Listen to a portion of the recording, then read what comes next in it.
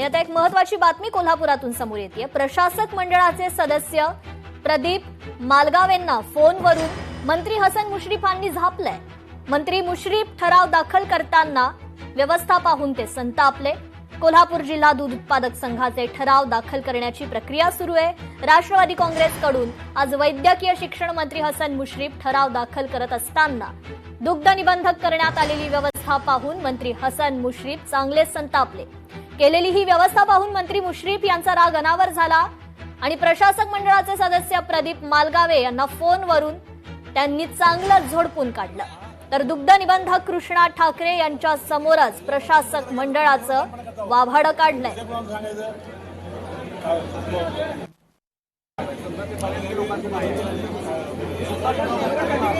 मागे या जरा कोण आहे पुढं सांगून घ्या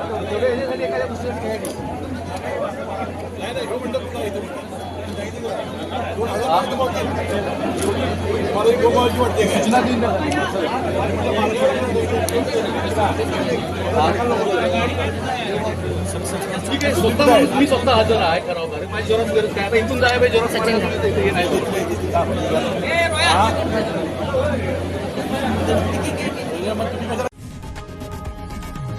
लोकशाही मराठी ऐका, पहा, जागरूक रहा।